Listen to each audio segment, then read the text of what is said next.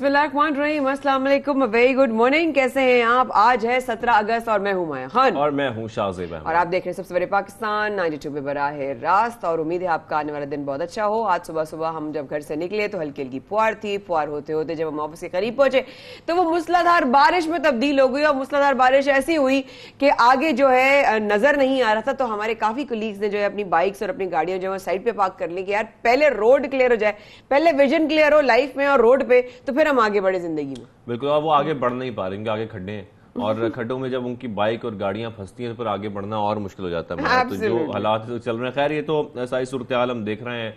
और खासतौर पर आज भी कराची में बारिश का सिलसिला चल रहा है। बिल्कुल चल रहा है कराची में बारिश का सिलसिला, लेकिन सिलसिला एक और भी चल रहा है और वो है भारत की तरफ अगर हम जाएं तो दहशतगर्दी। आबी दहशतगर्दी। कैन यू जस्ट इमेजिन कि आप पानी के भी जरिए, ऑब्वियसली हमने सुना है पहले हिस्ट्री में भी भरी पड़ी है जनाब हमारी हिस्ट्री के, किस तरीके से पानी को रोक रोक कर जो है किस तरह वो जंगों को जो है और लोगों के साथ जुल्म किया गया। भारत ने आबी दहशतगर्दी इस तरह दिखा दी, नाला डैक में पानी छोड़ने के बायस ऊंचे दर्जे का सैलाब आ गया। बिल्कुल। और नाले के हिफाजती जो बंद है वो टूट गए। 100 देहातों का ये बताया जा रहा है कि मसरूर से जमीनी राब्ता जो है वो मुनक़ता हो गया है। फिर हजारों एकड़ धान की फसल जो है वो ज़ेर-ए-आब आ गई। फिर 41,000 क्यूसेक करेला आने से ढोडा के करीब राब्ता सड़क भी बह गई है। दरिया रावी में भी भारत ने पानी छोड़ा है। फिर और कई मकामात हैं जहां पर पानी की सतह में इजाफा हो गया है। शादरा और हेड बलोकी में सैलाब के खतरे के पेश नजर तमाम इंतजामात मुकम्मल कर लिए हैं। ये तमाम चीजें हैं। एक तो बारिशें हम ऑलरेडी देख रहे हैं, फिर उसके बाद ये आबी दहशतगर्दी जो कि भारत की हम हमेशा से ये देखते हैं, जब भी मानसून सीजन आता है ऐसी हरकतें की जाती हैं भारत की जानिब से। सीरियसली आप और कितना, मैं कहती हूँ कभी कभी आप लोगों की नहीं अपने खुद की नजर में कैसे खड़े होंगे एक बड़ा सवाल होता है। खैर बिजली के बहरान की बात हो जाए शाहजेब, थोड़ी सी क्यों ना हम एक प्लेजेंट खबर से स्टार्ट करें। बिजली का बहरान नहीं, वैसे ये वाकई प्लेजेंट खबर है। अगर ये आप देखें तो बिजली का बहरान की बात होती है और बात करनी बनती भी है, क्योंकि रोजाना की बुनियाद पर हम देख रहे हैं कि बिजली का बहरान बढ़ता जा रहा है। लेकिन इन दिनों बिजली की कीमत में इजाफे के साथ उसकी किल्लत भी तेजी से बढ़ती जा रही है। लेकिन कहते हैं ना, जो चीज महंगी हो उसके इस्तेमाल में उसकी जो कदर है वो बढ़ जाती है, उसकी कदर करनी चाहिए। तो बताया ये जा रहा है कि आप के खासतौर पर जो आपका बिल होगा, यानी कि फी यूनिट मुतवक्के बिल है वो कितना होगा, इस हवाले से calculator national energy efficiency and conservation authority ने अपनी वेबसाइट पर जारी किया हुआ है। इसमें आप अपने घर में इस्तेमाल होने वाली बिजली के आलात पर कितने अखराजात हो रहे हैं इसका अंदाजा लगा सकते हैं और किन आलात के इस्तेमाल को अगर वो कम कर रहे हैं। हाँ, तो बेसिकली सर शाहजेब अहमद साहब फरमा रहे थे कि बड़ी मुश्किल बात है ये। क्या बात है, बहुत टेक्निकल बात है। I totally understand and I am totally with you in it.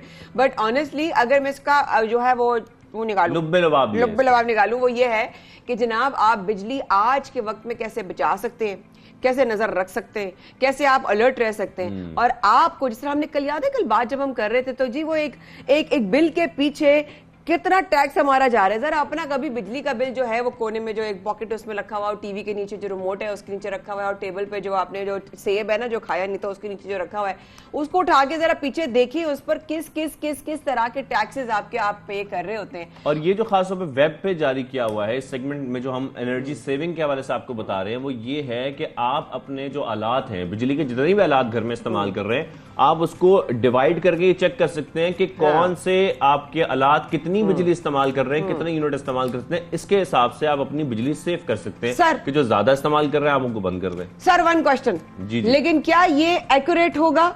ये इसके हवाले से भी बात आ रही है कि एक्यूरेट तो नहीं होगा, लेकिन क्या ख्याल है आपको क्या लगता है? खुदाई कसम मैंने नहीं बनाया ये। पक्की बात है, खा लो कसम। फिर ये हम एनर्जी एक्सपर्ट से पूछते हैं। एनर्जी एक्सपर्ट से पूछते हैं। बिल्कुल सही है जनाब। इसी पे हमारे साथ निकले, हमें ज्वाइन किया एनर्जी एक्सपर्ट असद महमूद साहब ने 92 के इस्लामाबाद स्टूडियो से। अस्सलाम वालेकुम जी, गुड मॉर्निंग असद साहब, कैसे हैं आप?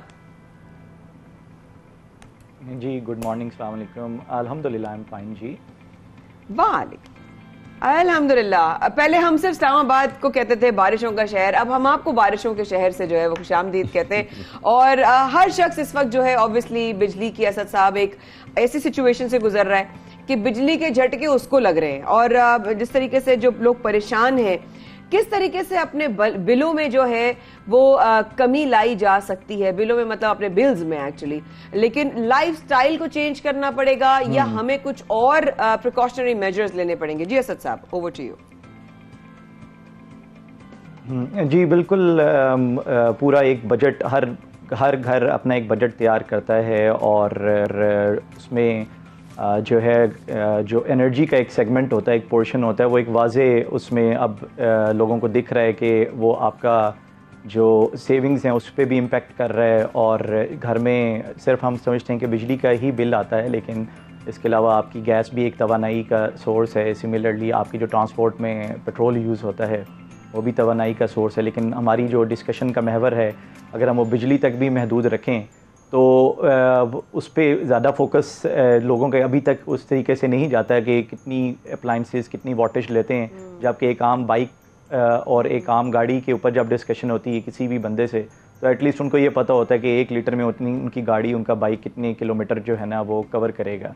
तो इसी तरीके से जो मेन इस्तेमाल है एक गाड़ी का, ट्रांसपोर्ट का, उसका मकसद होता है कि एक जगह से दूसरी जगह लेके जाना कम से कम फ्यूल सेविंग के साथ, ज़्यादा से ज़्यादा फ्यूल सेविंग के साथ। तो सिमिलरली जो अप्लाइंसेस हैं, तो हमें अगर पंखा है तो पंखे ने हवा देनी है, कम से कम वाटेज के साथ कितनी ज़्यादा हवा देता है वो। सिमिलरली लाइट है, कम से कम वाटेज के साथ वो कितनी ज़्यादा लाइट देता है। जिस तरह आपके स्टूडियोज़ में यहाँ पर जहाँ पर मैं बैठा हूँ तो यहाँ पर डिफरेंट आपने देखा होगा कि जो लाइटिंग इस्तेमाल होती है तो उसमें उसका एक वाटेज का एक अहमियत होती है। लेकिन आम बंदा जो एक घर में बैठा है तो सबसे पहले तो उसे इस चीज़ का अंदाज़ा होना चाहिए कि एक यूनिट बिजली का होता क्या है। वो सिर्फ मीटर के ऊपर देखते हैं एक यूनिट घूम गया, लेकिन वो एक यूनिट क्या है उसको एक बिल्कुल बेसिक इस्तिलाह में अगर डिफ़ाइन किया जाए तो वो ये है कि अगर आपका 100 वाट का बल्ब, जो कि आप किसी के घर में नॉर्मली नहीं पाया जाता, तो अगर वो 100 वाट का बल्ब होता तो वो अगर 10 घंटे मुतवातिर लगातार चलता तो वो एक यूनिट आपका बिजली का खाता है। या आपका अगर एलईडी का बल्ब आ गया है उसकी जगह, तो एलईडी का बल्ब अगर आपका 10 वाट का 10 दिन तक लगातार 10 घंटे चलेगा, अगर रात में या जब भी आप टाइमिंग देखते हैं, तो वो बिजली का एक यूनिट खाएगा। तो ये यूनिट्स के ऊपर नज़र रखना बिजली के मीटर में कि आपका योमिया यूनिट्स कितने कंज्यूम हो रहे हैं, सबसे पहले तो यहाँ से आपका सिलसिला स्टार्ट होना चाहिए।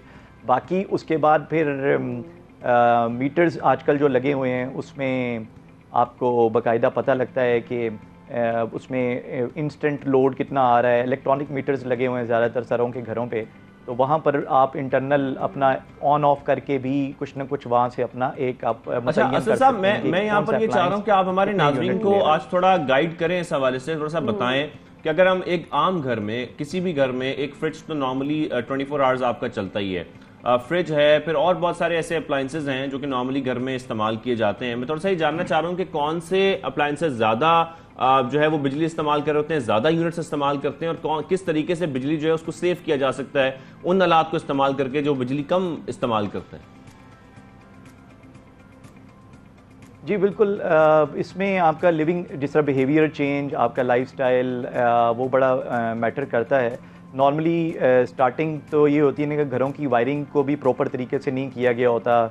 एक तो इंटरनल ट्रांसमिशन डिस्ट्रीब्यूशन लॉसेज होते हैं, लेकिन अप्लाइंस की हद तक जहाँ तक बात है तो उसमें सबसे ज़्यादा जो समर में लोड आता है घरों में वो आता है पंखों और एसी की वजह से। और पंखे जो हैं वो डेफिनेटली जो आजकल जो जितने घर बन रहे हैं हर साल आपके पास 1 मिलियन डोमेस्टिक कंज्यूमर ग्रिड पे भी ऐड होता जा रहा है, तो उसमें ये है कि जो आपके पंखे हैं वो मार्केट में एनर्जी एफिशिएंट पंखे भी आ चुके हैं। उनकी लेबॉर्ट्री भी पाकिस्तान में एग्जिस्ट करती है, और पूरी दुनिया में एक डिफरेंट लेबलिंग रजीम्स चलती हैं। तो पाकिस्तान में भी रज़ाकाराना स्कीम है, और PSQC के स्टैंडर्ड्स भी मैंडेटरी होने की तरफ अगर चले जाते हैं तो आम बंदे को जो अगर आम पंखा जो बिकता है 120 से 180 वाट का, तो वो जो और वो जब आप फुल स्पीड पे चलाएंगे तो 120 से 180 में चलेगा। तो जबकि कन्वेंशनल जो न्यू पंखे हैं या इन्वर्टर जिसे कहते हैं, और टेस्टेड पंखे होने चाहिए मुस्तनद इदारों के, तो उससे क्या होगा कि आपके जो 65 वाट या 40 वाट में आपको हवा चाहिए। ये ना हो कि पंखा घूम रहा हो हवा ना आए। At the end of the day you need air as well. Similarly air conditioning की बात कर ली जाए तो नॉर्मली हाँ जी, इसमें और फैक्टर्स ये होते हैं कि सबसे जो मैं अभी हालिया तौर पे मैंने घरों में देखा, सफाई वाले आते हैं लोग अगर घर में, तो सफाई तो आया वगैरह जो है, नॉर्मली क्या होता है कि एक दफ़ा पोछा लगा के सारे घर के पंखे ऑन कर दिए जाते हैं। तो नॉर्मली बैकएंड पे क्या होता है कि घर में अगर कोई भी नहीं है तो जल्दी सुखाने के चक्कर में एक कॉमन मिस्टेक है जो कि आप अगर कोई भी घर पे नहीं है तो उसे नेचुरली आप ड्राई होने दें। इसी तरीके से आपके जो हाँ, तो ये कुछ चीज़ें जिस तरह ईद के दिनों में जब या भी स्पेशल हॉलीडेज़ आते हैं तो पंखों की सफाई की जाती है नॉर्मल घर के अंदर। तो होता क्या है कि उसके एयर विंग्स को जो है ना साफ़ करने के चक्कर में बाद दफ़ा टेढ़े भी हो जाते हैं, तो आपके क्या है कि वो एयर फ्लो जो आपको यूनिफॉर्म चाहिए होता है वो नहीं आता। सिमिलरली घरों की डिजाइनिंग में आपको ये नहीं पता होता। साहब, आप इतने इन्फॉर्मेटिव सेशन है हमारा ये कि हमें इतना ज़्यादा सीखने को मिल रहा है आपसे। मैं 2 सवाल आपसे करूंगी और आप एक साथ ही आप भले जवाब दे दीजिएगा। एक तो ये सर कि हमारी छोटी सी हमारी अकल है, अब क्या कर सकते हैं हम चार्जर्स लगे छोड़ देते हैं, हम टीवी को स्टैंड बाय मोड पर छोड़ देते हैं या स्लीप मोड पर छोड़ देते हैं। अभी रिसेंटली मैंने इस बात को भी सीखा, मैंने एक्चुअली हमारे एक सीनियर हैं, उन्होंने मुझे बताया, उन्होंने कहा अगर आप एसी यूज नहीं कर रहे और बटन आप बंद करते हैं, उसका एडॉप्टर भी बंद करें, क्योंकि जब बिजली आती या जाती है या आपका कोई भी फ्लक्चुएशन होता है उससे आपकी एसी भी उड़ सकता है और आपकी बिजली भी जो है वो जाया हो सकती है। एक तो ये सवाल। दूसरा सवाल सर मैं आपके जवाब के बाद करूंगी। हाँ जी, अच्छा, ये स्टैंड बाई लॉसेस जो हैं ये डेफिनेटली जितनी भी अप्लाइंसेज इलेक्ट्रॉनिक हम समझते हैं कि जी ये नॉर्मली अडॉप्टर्स होते हैं आपके, या television LED is the most common thing जो कि अक्सर जो है ना वो हम पीछे से प्लग जो अनप्लग नहीं करते, तो इनको जो है ना आपका पाइथन लोड या आपको stand by loss load in fact कहा जाता है। तो इसका ये एक बहुत बड़ा एक जो है इसका इम्पैक्ट आता है और हमें सेंसिटाइज, आप जिस तरह बात करें तो शो में सबसे अब तो लोग अप्लाइंसेस वैसे ही ऑफ करके बैठे हुए हैं, तो जो थोड़ी बिल्स जितनी मर्जी कंजर्वेशन कर लें तो क्योंकि अनअकाउंटेड और बाकी भी जो टैक्सेस की वजह से वो बढ़ते ही चले जा रहे हैं, तो अब यही थोड़े बहुत ये भी हरबे रह गए हैं कि आपको थोड़ा सा एक्स्ट्रा एफर्ट करनी पड़ेगी कि प्लगों को आप अनप्लग करें। मसला सिर्फ ये होता है कि उसमें वो जो एक डेली उतारना लगाना, थोड़ा सा बच्चों को ना कहें, बड़े इसको फोकस करें, खुद इसकी जिम्मेदारी लें, सेफ्टी एस्पेक्ट को जरूर मलूज़े खाते रखें। अच्छा साहब, हम थोड़ा सा इसको हम इस तरह क्लियर करते हैं ताकि हमारी ऑडियंस को बड़ी अच्छे तरीके से समझ आ जाए कि हमने बिजली कैसे बचानी है, क्योंकि हमारे यहाँ तो खैर और भी बड़े मसाइल हैं कि लोग ये भी शिकायत करते हैं कि हम एक पंखा या 2 पंखे इस्तेमाल करते हैं फिर भी हमारा 8-8, 10-10 हज़ार रुपये बिल आ जाता है, कभी इससे भी ज्यादा आ जाता है। तो खैर हमारे यहाँ तो कई किस्म के मसाइल हैं, लेकिन मुझे ये बताइएगा कि वो कौन सी 3 टिप्स हैं जो हमारी ऑडियंस के लिए बड़ी आसान हो जाएंगी समझने में, कि अगर वो इनको फॉलो करेंगे तो वो अपनी एक बड़ी अमाउंट ऑफ एनर्जी जो है वो बचा सकते हैं। जी, इस सीज़न में ख़ास तौर पे जो है आपका जिस तरह एयर कंडीशनिंग इज़ नंबर 1, आप उसकी टाइमिंग को मैनेज करें, आपने उसके जो उसकी सर्विसिंग या उसके जो फ़िल्टर है उसको ज़रूर साफ़ करके रखें। और क्योंकि ह्यूमिडिटी लेवल ज़्यादा है और आपको ह्यूमिड कंफर्ट जोन लेकर आने के लिए, तो बाद दफ़ा ये होता है कि जब टेम्परेचर मेंटेन हो जाए तो आप you can also switch to your fan mode as well, कमरे का पंखा ऑन कर लें तो रात को आपको you can be comfortable in that way as well. तो you have to switch between the appliances और आपकी टेम्परेचर सेटिंग जो है ना, that's one of the thing. Similarly आपके जो रेफ्रिजरेटर्स की बात आ जाती है जो कि पूरे घर में जी, आई एम सो सॉरी, मैं एक सवाल और जरूरी करें, हम साथ समझने की कोशिश भी करें, वक्त की भी किल्लत है और बहुत कुछ सीखना है इस वक्त आपसे। एक सवाल जहन में जो बहुत मेरे रहता है, आज नहीं आया, मुसलसल रहता है, एक नॉर्मल बल्ब लगाना, एक एनर्जी सेवर कैटेगरी का लगाना या एक एलईडी का लगाना। हमारे घर में हमारे बड़ों या काफी लोग इस फर्क को नहीं समझ पाते हैं कि एक नॉर्मल लाइट लगाने की बिजली या एनर्जी सेवर कैटेगरी की लगाने की बिजली या बल्ब या एलईडी का में जमीन आसमान का फर्क है। उनको वो नजर आता है कि भाई इतनी रोशनी, लेकिन ये समझ नहीं आ रहा कि बिल कितना 50% से भी लेस हो गया। आप प्लीज वो एक आम इंसान के लिए समझा सकते हैं? I will be very grateful. जी बिल्कुल। देखें जो है आपके एलईडीज़ हैं या ख़ास तौर पे एलईडी ट्यूब लाइट्स आ चुकी हुई हैं, 20 वाट की होती हैं वो, जो कि किसी ज़माने, और ये मुतबादिल हैं 100 वाट का या आपके 60 वाट के एनर्जी सेवर्स या 24 वाट के जो एनर्जी सेवर हैं उसके मुतबादिल आ चुके हैं। और एलईडी लाइट्स में मैं तो ये आम बंदे को ये सजेस्ट करूँगा कि दुनिया में टास्क बेस्ड लाइटिंग आ गई। ये नहीं कि आप एक ही लाइट को हर जगह इस्तेमाल करें, अगर आपने पढ़ना है तो पढ़ाई वाली जगह पे अपनी स्पेसिफिक लाइट लगे, लेकिन आम बंदा इतने ज़्यादा बारीक बीनी में नहीं जाता। तो ये है, गुजारिश यही है कि अगर आप सिंपल एलईडी लाइट्स पे भी आते हैं, और एलईडी लाइट्स भी इस नौइयत की कि जो क्योंकि ज़रूरत से ज़्यादा लाइट आंखों के लिए नुकसानदेह भी बन जाती है, और इस वजह से लाइट की जो 3 चीज़ें देखने वाली हैं उसमें आपके LED लाइट्स में कि आपका वो कूल मतलब नॉर्मली 5000 लाइटिंग की टर्मिनोलॉजीज़ हैं कि वो सफ़ेद लाइट ज़्यादा लोग प्रेफर करते हैं, वो उसका एक कलर टेम्परेचर होता है। सिमिलरली एक होता है कलर रिफ्रैक्टिव इंडेक्स, एक कलर टेम्परेचर होता है जो कि, और एक CRI होता है, मतलब ये कि जो आप जिसका मतलब जिसका एक स्केल लिया जाता है कि जब आप सनलाइट में जाते हैं तो आपका जो कलर कपड़ों का दिख रहा है वही आपको नेचुरल लाइट में दिखे, जो नॉर्मली फंक्शंस में या स्टूडियोज़ में आप देखते होंगे तस्वीर, तो वो CRI ज़्यादा होना चाहिए, 80 से ज़्यादा। सिमिलरली आपका कलर टेम्परेचर और कम से कम वॉटेज होगी तो आपका ग्रिड, आप अपना बिल कम करेंगे, बल्कि आप जो लोड जो ग्रिड पे पड़ रहा है उसको भी खातिर खा कमी का बायस बनेंगे, क्योंकि हर घर में सिर्फ एक पंखा और एक लाइट सबसे कॉमन यूज्ड अप्लायंस है। जी ठीक है, बहुत शुक्रिया आपका असद साहब, असद महमूद साहब, आप हमारे साथ थे और आपने वो तरीके बताए मेरे ख्याल में जिनसे हम ये समझ सकते हैं कि किस तरीके से अपनी बिजली को बचाया जा सकता है, कम इस्तेमाल किया जा सकता है, क्योंकि ये अब बड़ा ज़रूरी हो चुका है। जितनी ज़्यादा महंगी हो गई है इस वक्त बिजली, उसमें ये बड़ा मुश्किल है कि आप अपने बिल को कंट्रोल करें। माया, बिल अचानक कहीं से कहीं निकल जाता है, बिल भी कहीं से कहीं निकल जाता है और हमारा दिल यहाँ से निकल के कहीं बाहर चले जाता है, 7वें आसमान में चले जाता है, लेफ्ट से राइट पे आ जाता है और प्लूटो पे चले जाता है, जो कि दोबारा दरियाफ्त हो चुका है। खैर anyway, thank you so much Asad साहब, आपने हमें ज्वाइन किया और इट वाज वेरी मतलब सच्ची में आप बहुत सीखने को, बहुत इन्फॉर्मेटिव था। आप लोग वफा ले लें। हाँ तो क्या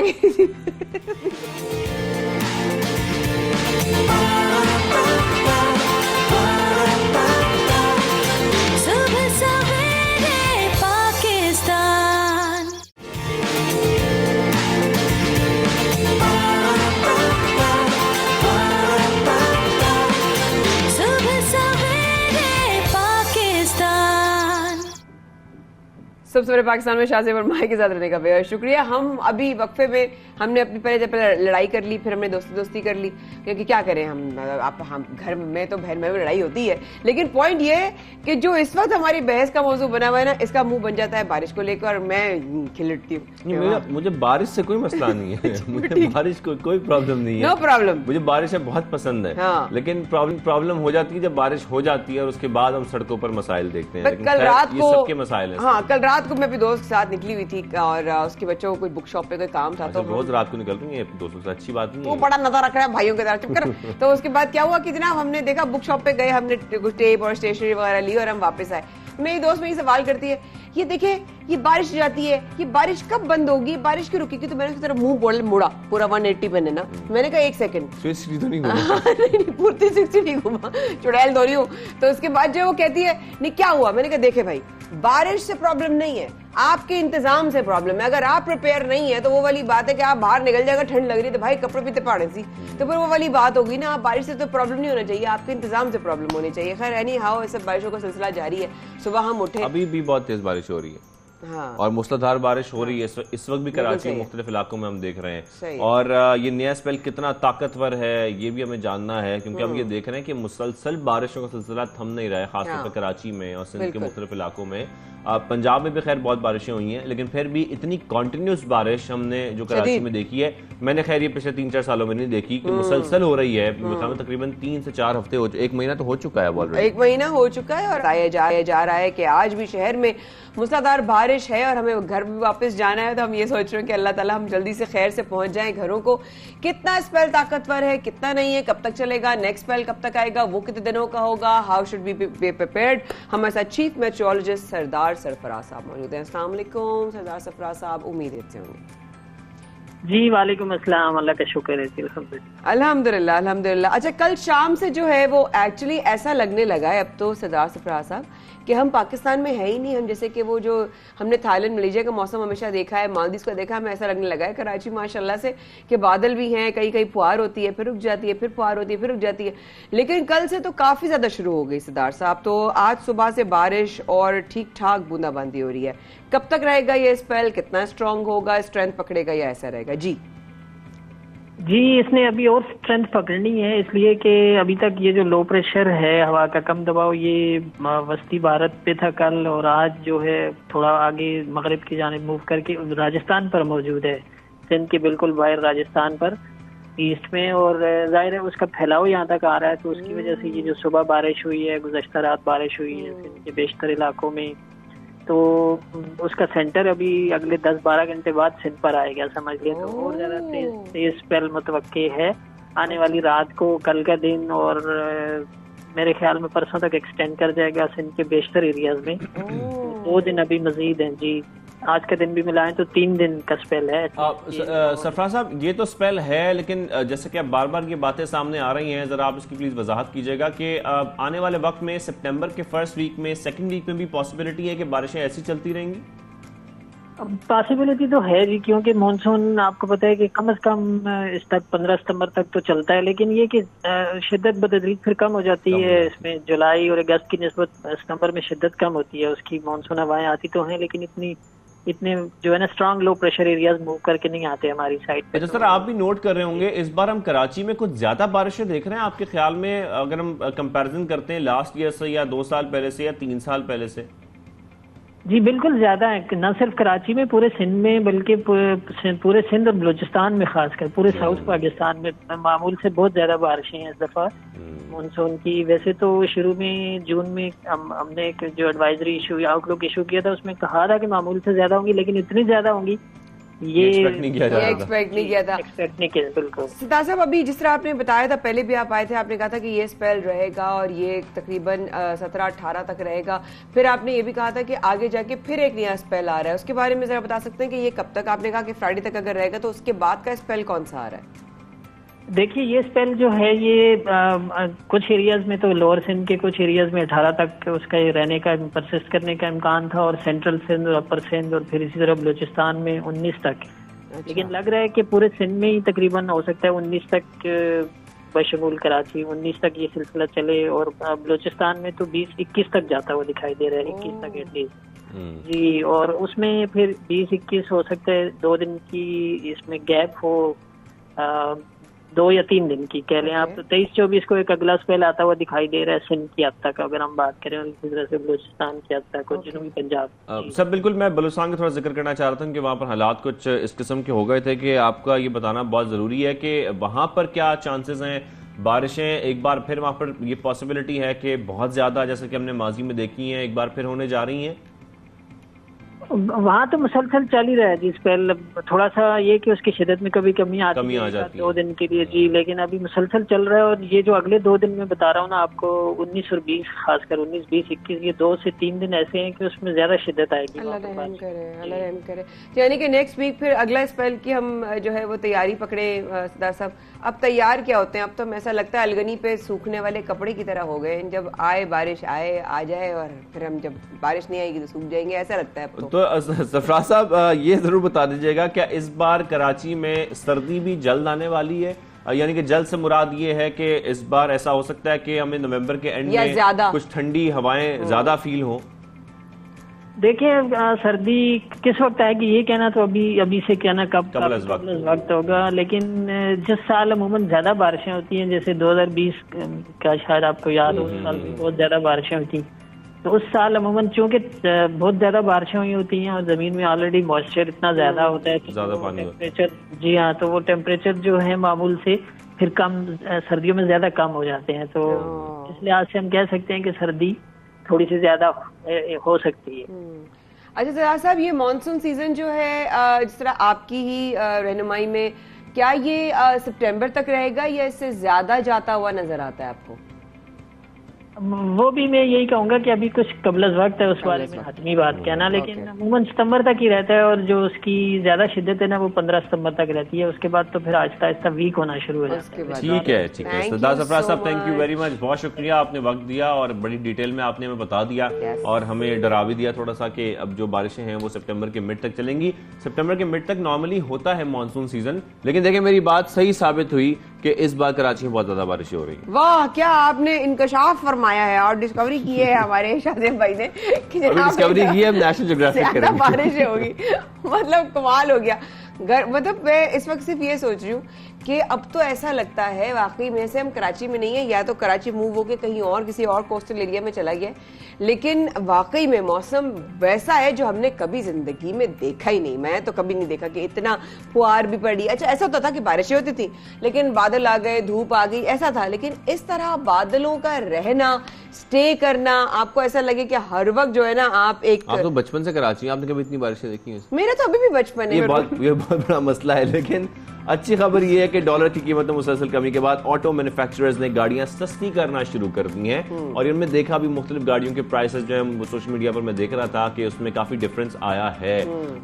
जो है जितनी you have a very good knowledge माशाल्लाह, इसमें कोई शक नहीं, अल्लाह ताला नजर से बचाए तू। लेकिन वो वाली बात है कि आपको गाड़ियों के मामले में बड़ी हो, मैं आपसे सीखती हूँ। नहीं, गाड़ियों के बारे में आप बहुत कुछ जानती हैं, ड्राइविंग बड़ी अच्छी करती हैं। इनके साथ कभी आप बैठे तो आपको ऐसा लगेगा कि आप डॉजिंग कार ड्राइव कर रहे हैं। लेकिन खैर, वजारत सनअत और पैदावार के वजीर ने कीमतें कम करने पर मैन्युफैक्चरर्स की तारीफ की है। साथ में कल होने वाली ऑटो एक्सपोर्ट पॉलिसी की मीटिंग में मकामी सनअत को फरोग देने पर जोर दिया गया। ये बहुत अच्छी बात है। अगर मकामी तौर पर मैन्युफैक्चर की जाएंगी गाड़ियां तो रोजगार बढ़ेगा, लोगों को रोजगार मिलेगा, सबसे अच्छी बात ये, और गाड़ियां भी सस्ती हो जाएंगी। एक कंपटीशन बढ़ेगा ना जब तमाम गाड़ियों का आपस में। मुझे याद है, आई रिमेम्बर योर पॉइंट, जब हम लोग गाड़ियों के हवाले से जो ना वेरी ऑफ्टन हम ये करते रहते हैं डिस्कशन, आप ये कहते हैं कि यार जब गाड़ियों का आप गाड़ियां सस्ती करोगे तो बेसिकली उसके महंगे होने का नुकसान और सस्ते होने के फायदे क्या हो सकते हैं, और आपस में इस तरह कंपटीशन बढ़ेगा, जॉब्स आपकी निकलेंगी, इकोनॉमी बेहतर होगी, हालात बेहतर होंगे, सोच बेहतर होगी, साइकोलॉजिकली हम बेहतर होंगे। एनी हाउ, और इरादे जो है वो इदारा का जो क्या किया गया है पाकिस्तान में, जिस तरीके से हाइब्रिड इलेक्ट्रॉनिक गाड़ियों का जिस तरीके से अब इंट्रोडक्शन आ रहा है और इस तरह वो इंट्रोड्यूस की जा रही है, आई थिंक पाकिस्तान में ये प्रॉब्लम है कि जब किसी एक कंपनी की मोनोपोली बन जाती है तो फिर वो मोनोपोली तोड़ना इसी तरह पॉसिबल है कि आप या तो मकामी गाड़ियां मैन्युफैक्चर करें मकामी तौर पर, या फिर आप गाड़ियों की जो है मुख्तलिफ, हम देखते हैं पहले तो खैर इम्पोर्ट भी हो रही थी, तब गाड़ियों में फर्क पड़ा था, जब इम्पोर्ट हो रही थी कंपटीशन बढ़ गया था बहुत ज्यादा। मैं तो ये सोचूं गाड़ियां चार्ज कैसे होंगी इस हालात में। खैर एनी हाउ, इस हवाले से हमें मजीद बात करने के लिए हमें ज्वाइन किया है इंजीनियर अयाब ने। अस्सलाम वालेकुम अयाब साहब, हमारे साथ मौजूद है इस वक्त वीडियो कॉल के थ्रू। कैसे हैं आप? खैरियत से हैं? Welcome and good morning.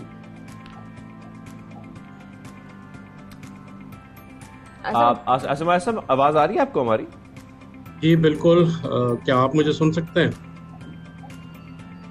Ji, good morning sir, कैसे हैं आप? ठीक ठाक हैं सर? सबसे पहले तो ये बताइएगा, पाकिस्तान में गाड़ियों की कीमतों में हम कमी देख रहे हैं अभी रिसेंटली, लेकिन क्या उम्मीद है कि कीमतों में मजीद कमी हो सकती है, या ये डॉलर के साथ वेरिएट करेगी? डॉलर बढ़ेगा तो कीमतें बढ़ेंगी, डॉलर कम होगा तो कीमतें कम हो जाएंगी? जी, डॉलर एक इनपुट है, उसके अलावा भी काफ़ी इनपुट्स होती हैं, जैसे शिपमेंट कॉस्ट हैं और इंटरनेशनल सप्लाई चेन की वजह से भी, और अवेलेबिलिटी ऑफ रॉ मटेरियल भी। लेकिन चूंकि हमारा रॉ मटेरियल इंपोर्ट हो रहा होता है तो ज़्यादा इम्पैक्ट डॉलर की वजह से पड़ता है। हम ये देख लें कि रिसेंट पास्ट में गाड़ियों की कीमतें बढ़ी। डॉलर पहले 180 के करीब था जब प्राइसेस रिवाइज की थी गाड़ियां बनाने वालों ने। अब जो डॉलर है वो 212-13 पे है। एक दफ़ा इसने अगर जब पीक टच किया तो प्राइसेस भी उसी हिसाब से बढ़ी।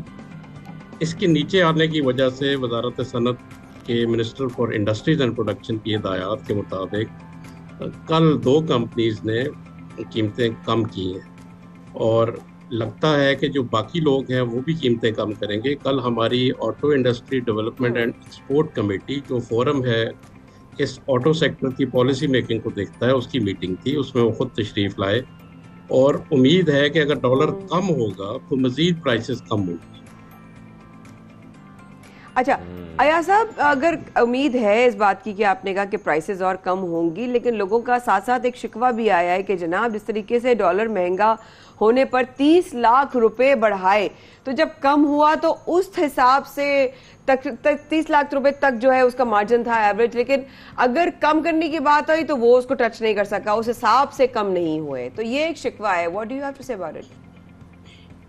जी, जैसे मैंने पहले बताया, जो प्राइस रिवीजन हुई थी लास्ट, उस वक्त तकरीबन डॉलर की प्राइस 180 रुपये और 240 तक गई।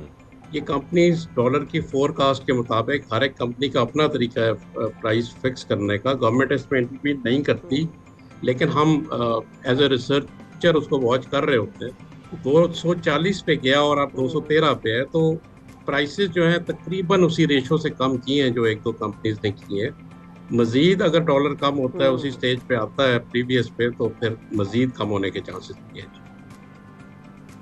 सर आप ये भी समझते हैं गाड़ियों की प्राइसेस कुछ इस वजह से भी बढ़ी कि इंपोर्ट पर पाबंदी लगी, बहुत सारी गाड़ियां भी फंस गई, इवन उसके पार्ट्स यहाँ पर आके असेंबल भी होते हैं, उस वजह से भी एक प्रॉब्लम बीच में आ गई। फिर कुछ एक दो कंपनीज जब रह जाएंगी किसी मुल्क में तो जाहिर बात है फिर उनके पास तो मोनोपोली होगी, वो अपनी प्राइस जितनी चाहे बढ़ा सकते हैं। अगर कंपटीशन कोई है ही नहीं और बाकी गाड़ियां ही कोई नहीं है, और अब तो खैर बहुत सारी कंपनीज आ रही हैं, लेकिन जब उनको प्रॉपर मौके फराम नहीं किए जाएंगे तो फिर तो किसी भी एक या दो कंपनीज की मोनोपोली कायम रहेगी और जितना दिल करेगा उतनी प्राइस बढ़ा देंगे।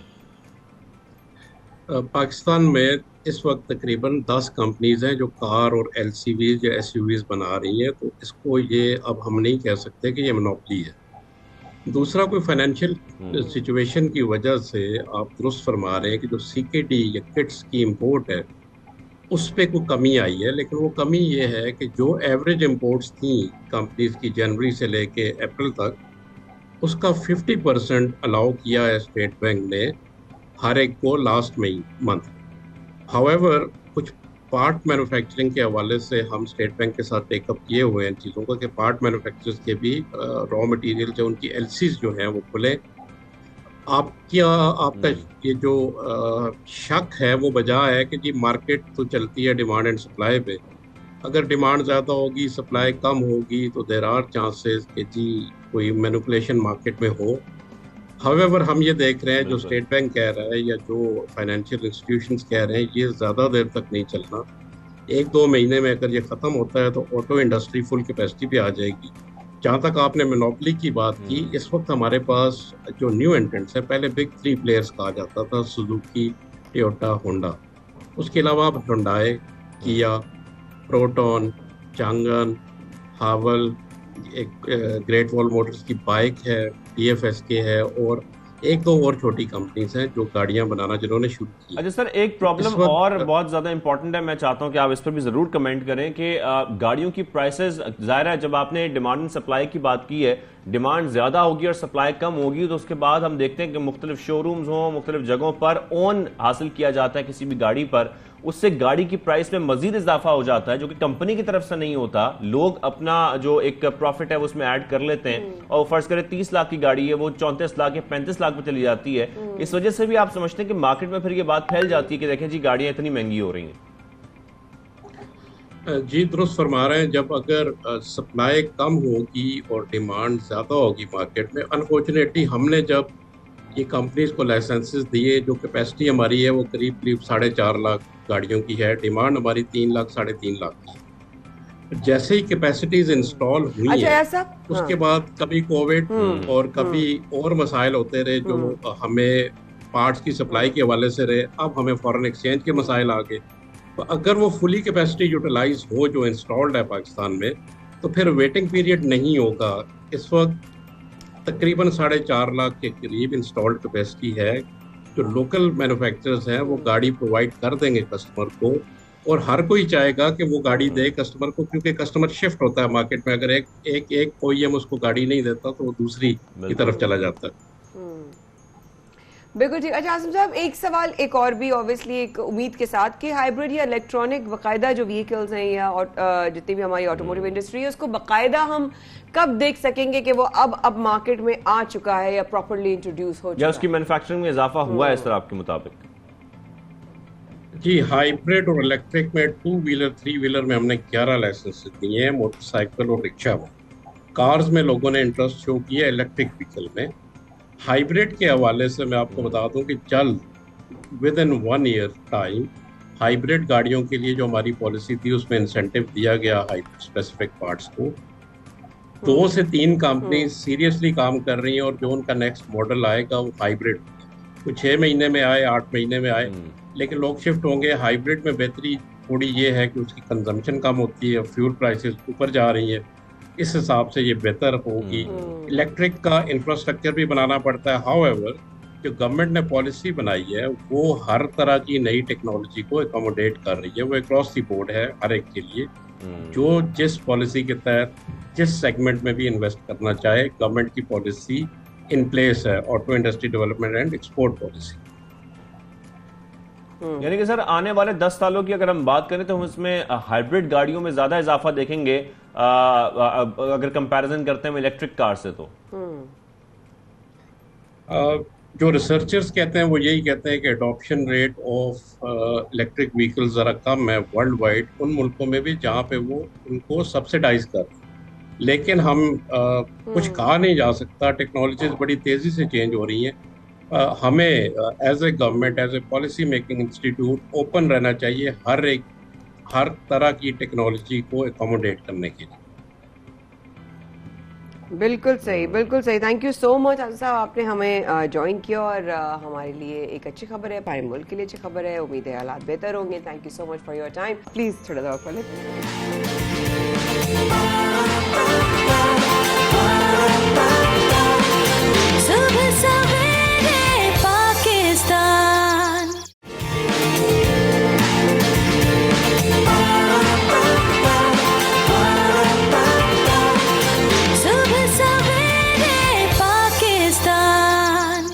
एक बार फिर सबसे सवेरे पाकिस्तान में शाहज़ेब और माया के साथ रहने का बेहद शुक्रिया। वाकई में इस तरह की जब कहानियाँ हमारे सामने आती हैं, जो अभी हम थोड़े कुछ लम्बे बाद आपसे शेयर करेंगे, सुनने के बाद ये आता है कि वाकई में आप अगर ठान लें कि आप रिस्क हलाल से अपने बच्चों को पालना चाहते हैं तो उस रिस्क हलाल के रिजल्ट जो है ना अल्लाह पे छप्पड़ फाड़ कर अता करता है, और इससे बड़ी मिसाल नहीं होगी शायद। बिल्कुल इससे बड़ी मिसाल नहीं होगी, क्योंकि आज हम जिस नौजवान की बात कर रहे हैं ये वाकई हिम्मत, मेहनत और मजबूत इरादे की एक आला मिसाल है, जीती जागती मिसाल है। और फल फरोश के बेटे हैं ये। मुआशरे की तलखियाँ हों, मुश्किल हालात हों, ज़ाहिरी बात है आजकल वैसे ही किसी के लिए भी गुजारा करना मुश्किल हो चुका है, और फिर ऐसे में जो है वो आपके इन तमाम कामों के साथ साथ आपको अपनी पढ़ाई को जारी रखना हो तो ये इसके लिए आपको वाकई बड़ा पैशनेट होना चाहिए। बिल्कुल, तो आप ये काम नहीं कर सकते। गुलाम इसाक खान जनाब, इन्होंने गुलाम इसाक खान यूनिवर्सिटी से इन नौजवान ने ग्रेजुएशन अपनी मुकम्मल की और अब जो है असिस्टेंट सॉफ्टवेयर क्वालिटी इंश्योरेंस के तौर पर निजी कंपनी से मुंसलिक हो गए। अल्लाह ने इनका कराची के असद रजा हैं, असद रजा हैं, वो भी कराची से। क्या बात है, असद हमारे साथ मौजूद हैं इस वक्त लाहौर स्टूडियो से। अस्सलाम वालेकुम असद, कैसे हैं आप? वालेकुम सलाम, मैं बिल्कुल ठीक हूँ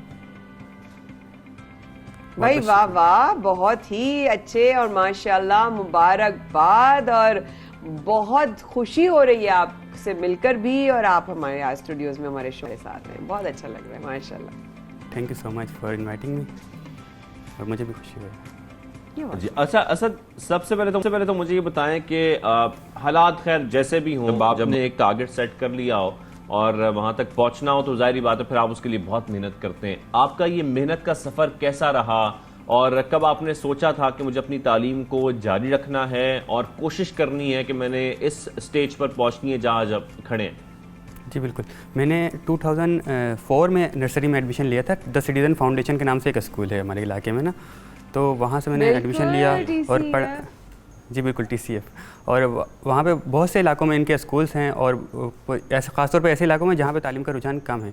तो मैंने भी उनके स्कूल में एडमिशन लिया और मैंने मैट्रिक जो है 2016 में मैंने मैट्रिक मुकम्मल किया। फिर ये होता है कि मैट्रिक के बाद बच्चे को कॉलेज की टेंशन हो जाती है कि क्या वो कॉलेज में जा पाएगा नहीं जा पाएगा, क्योंकि हमारे इलाके में ऐसा है कि मैट्रिक के बाद इतना ज़्यादा तालीम का रुझान नहीं होता और लोग काम पर जाने की तरफ तवज्जो देते हैं, तो उनको फैमिली को सपोर्ट करना होता है जैसे। तो लेकिन मेरे अब्बू सपोर्टिव थे और काफ़ी मेहनत भी करते थे, क्योंकि मेरे अब्बू ने तालीम फैमिली की हालात की वजह से ही अपनी तालीम हासिल नहीं कर पाए थे, तो वो चाहते थे कि मेरे बच्चे पढ़ें। तो कॉलेज में एडमिशन लिया हमने, TCF कॉलेज में ही एडमिशन लिया, और उसमें तकरीबन बहुत से बच्चे अप्लाई करते हैं और उसके बाद तकरीबन 200 बच्चे सिलेक्ट किए जाते हैं।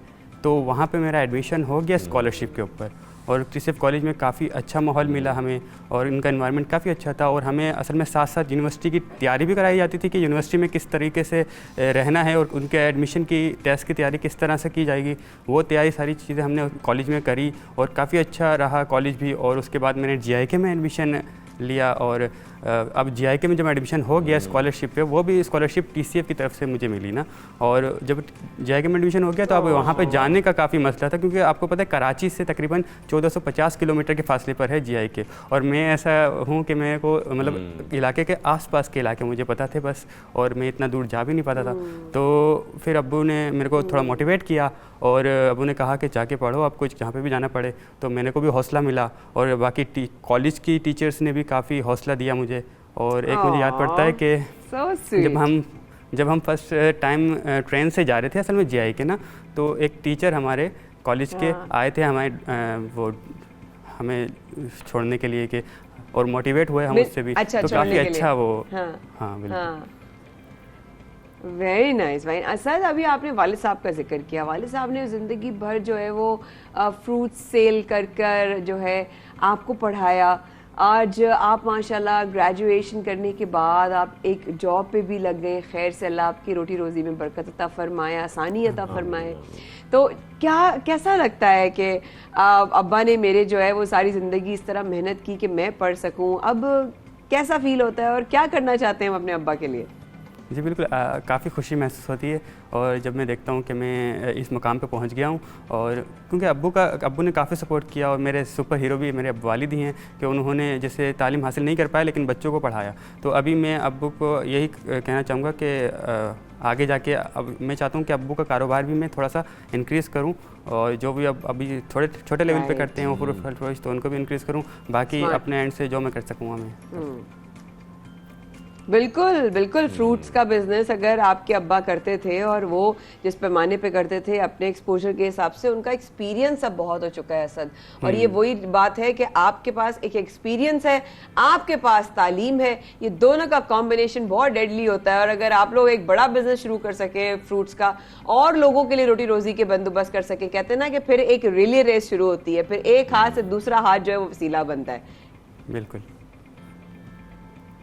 अच्छा असद, इसके साथ साथ आपने GIK का जिक्र किया। जाहिर है वहाँ पर जितने हमारे पाकिस्तान की बड़ी अच्छी यूनिवर्सिटी है और वहाँ पर मुख्तलिफ स्टूडेंट्स आते हैं, मुख्तलिफ शहरों से आते हैं, वहाँ पर पढ़ते हैं और बड़ा कंपटीशन होता है वहाँ पर। जाहिर बात है कंपटीशन आप किसी भी जगह पर जाते हैं पढ़ने के लिए, वहाँ पर आपको ये इसलिए फील होता है क्योंकि हर जगह से बहुत अच्छे अच्छे स्टूडेंट्स भी हमारे आ रहे होते हैं। आपके लिए कितना मुश्किल था ये ग्रेजुएशन मुकम्मल करने के बाद? क्या कहीं पर कंफ्यूजन हुई, कहीं पे मोटिवेशन कम हुई कि पता नहीं इसके बाद मैं जॉब कहाँ करूँगा, कहाँ जाऊँगा? और उसके बाद जॉब मिलना आपके लिए कितना आसान था या कितना मुश्किल था? जी बिल्कुल, शुरू में जब मैंने ज्वाइन की थी GIK ना, तो काफ़ी मुश्किल था मेरे लिए वहाँ पे सेटल डाउन होना।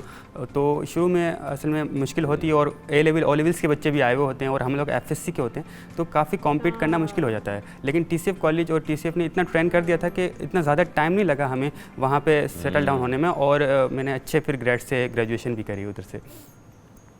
माशाल्लाह माशाल्लाह माशाल्लाह। अब बताइए असद के क्या प्लान्स हैं आगे करने के? अब आप क्या सोचते हैं, क्या गोल्स हैं, क्या लेकर चलना है अपनी लाइफ को? अगर मैं आज 2022 से 2025 तक की बात करूं तो असद अपने आप को कहां देखते हैं? जी बिल्कुल, अभी मैं as a software quality insurance काम कर रहा हूँ। उसके बाद मैं इसी फील्ड में मास्टर करना चाहता हूँ, और मैं चाहता हूँ कि मास्टर अबाउट से करूँ। तो अगर कोई मुझे गाइड करना चाहे तो I am available on any social media. तो प्रॉपर मुझे गाइडेंस भी चाहिए। बाकी मैंने रिसर्च वगैरह की है मास्टर के लिए भी। और एक और मेरा गोल ये है कि मैं, क्योंकि मैंने बताया आपको कि हमारे इलाके में तालीम का रुझान काफ़ी कम है, तो वहाँ पे मैं चाहता हूँ कि या तो अकेडमी खोलूँ या फिर द सिटीजन फाउंडेशन के साथ मिलकर ही अपने इलाके में और तालीम का रुझान बढ़ाऊँ, ताकि वहाँ से। और की बात कर रहे हैं सर आप? कौन से एरिया में? मैं कराची के एक स्लम एरिया है खुदा की बस्ती के नाम से, वहाँ से मैं बिलोंग करता हूँ। बिल्कुल है। अच्छा, बिल्कुल आप सही कह रहे हैं। खुदा की बस्ती में वाकई बहुत जरूरत है, और ये बहुत अच्छा इन्होंने जो है। अच्छा, ये अगर आपकी फैमिली, अभी आपके जो वालिद साहब हैं वो कराची में ही हैं या आपके साथ यहाँ पर हैं जहाँ पर आप मौजूद हैं लाहौर में? मेरे को अभी 2 वीक्स ही हुए हैं यहाँ लाहौर में आए हुए, जॉब ज्वाइन किए हुए। अच्छा, तो अगर आप लाहौर में जॉब कर रहे हैं तो आपके सारे जॉब के साथ साथ जाहिर है वहाँ पर रहने के एक्सपेंसेस और सब चीज़ें वो सब आप खुद मैनेज कर रहे हैं? जी बिल्कुल, अभी फ़िलहाल खुद मैनेज कर रहा हूँ। ठीक है। अच्छा, थोड़ा सा अपनी फैमिली के बारे में बताइएगा, अपनी अम्मी के बारे में, अपने अब्बू के बारे में तो आप यकीनी तौर पर बता रहे हैं। आपके जज्बाती हो रहे होंगे देखकर, इमोशनल हो रहे होंगे।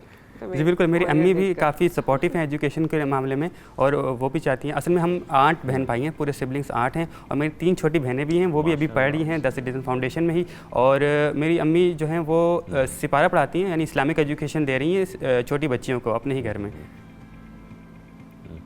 बाकी तकरीबन मेरे सारे बहन भाई पढ़ रहे हैं। तो इसका माशाल्लाह, तो चाहते हो कि आप ही की तरह सारे बहन भाई भी ग्रेजुएट करके अपने अपनी लाइफ में आगे बढ़े हैं सर? जी बिल्कुल, मैं यही चाहता हूँ। और बाकी जो मेरे इलाके के यूथ है और बाकी कहीं पे भी जो यूथ है उनको भी यही मैसेज है मेरा कि वो भी तालीम को कंटिन्यू रखें और कहीं पे किसी मकाम पे तालीम को रोकें नहीं। और जो भी आप करना चाहते हैं, फॉर एग्जांपल आप डॉक्टर बनना चाहते हैं या इंजीनियर बनना चाहते हैं, तो आपको पूरे प्रोसीजर से यूनिवर्सिटी तक तालीम हासिल करें, उससे आगे तालीम हासिल करें, ताकि आप अपने गोल को अचीव कर पाएँ आराम से।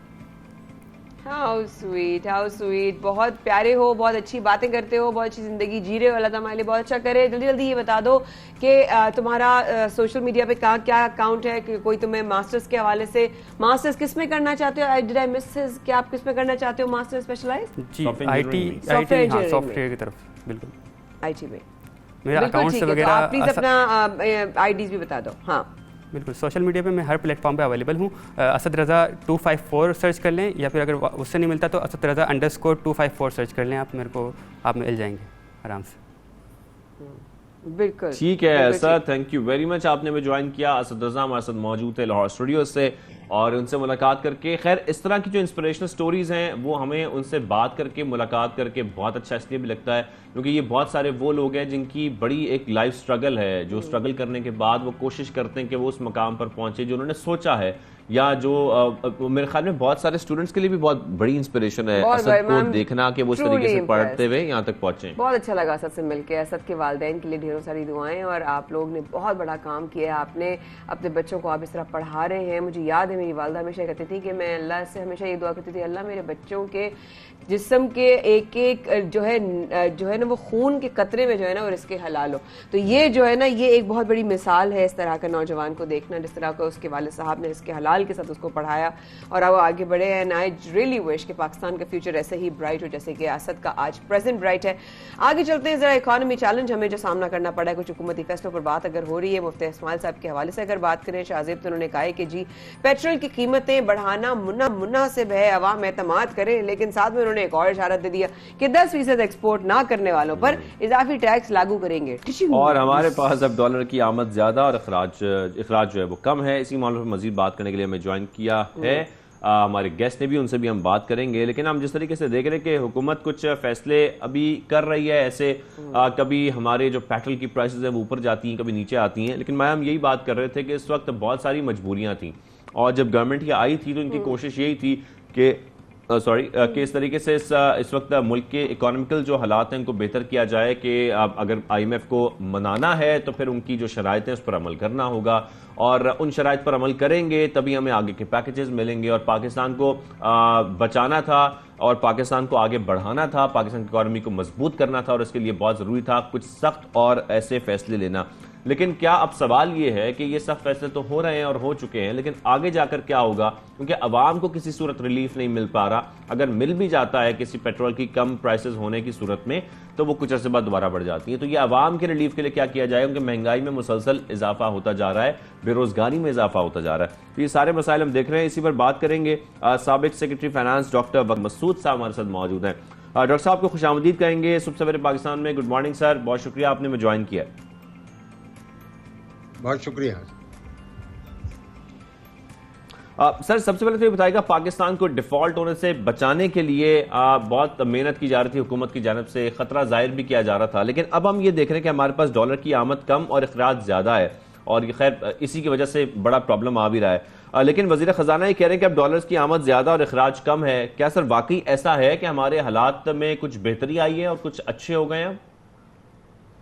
बहुत शुक्रिया। देखिए, हमें इस सियाक़ सबाक़ में समझना चाहिए कि जुलाई के महीने के अंदर एक ऐसा भूचाल आया हमारी फॉरेन एक्सचेंज मार्केट के अंदर, जिसने हर चीज़ को हिला के रख दिया, और लोगों को समझ में नहीं आ रहा था कि किस तरीके से हम इससे नबरदाज़मा होंगे।